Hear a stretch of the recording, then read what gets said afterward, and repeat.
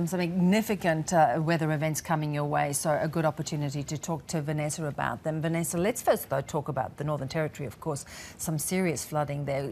Is this sort of on time and quite a usual occurrence? Pretty much the monsoon trough came right on time. Normally around Christmas time we see this effect start, and it has led to very heavy rainfalls, especially through areas of the Kimberley. This morning we've still got a severe warning, but also through the Northern Territory. And I guess the surprising element here is that a lot of it's actually been over the central areas of the Northern Territory, so there's still flood watches for those rivers amongst that region. And also Queensland has finally seen some very good rainfalls as well.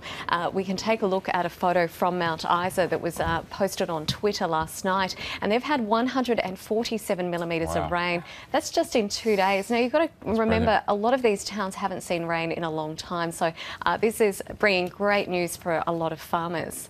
Now, talking of flooding, there's expected to be sort of a year's rain coming within a couple of days down through the southeast of the country. Now, what's bringing that kind of rain? Well, it's also combined with this forecast that we're seeing at the moment. The monsoonal trough is causing a lot of tropical moisture. There's a lot of lows over the country as well. There was concern for one in Western Australia to turn into a cyclone, but the current models are showing it staying inland. If it was to move over the open waters, then there's the big chance that it will become a cyclone. But at this stage, looks like it'll draw all of that tropical moisture inland. There's a couple of lows out over the Coral Sea as well. Looks like one will move away to Vanuatu, and the other one does have the likelihood of turning into a cyclone perhaps next week, but it is a very low chance from Friday, so we'll be keeping an eye on that one. But it means a lot of that tropical moisture because we've had all of this heat building up from troughs and highs. The troughs now moving inland over Western Australia, dragging that moisture down from the north, and finally we'll see some great rain over South Australia, Victoria, Tasmania, and even into the southern areas of New South Wales. But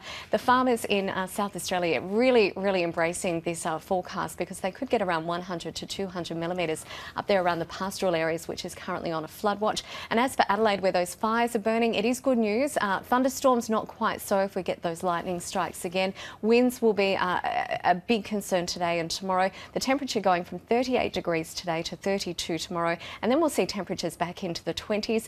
And for parts of Victoria, especially around that eastern area, we could see around 100 millimetres. So some very good rainfalls on the forecast over the next 4 days, and it looks like for the eastern states this will continue into next week. And just briefly, I know you've been looking at the weather over the last 12 months and working out how it's fared with other years. What are you looking at? Well, this one just came in for Australia as the third warmest on record. A lot of talk about Victoria because that came in as the warmest one overall. Not quite so for Melbourne, but definitely for the whole state. And we've been looking at all these tallies. The UK has just recorded their hottest year on record, and still globally we are on track to record the hottest year. So those details will be coming out in the next few days.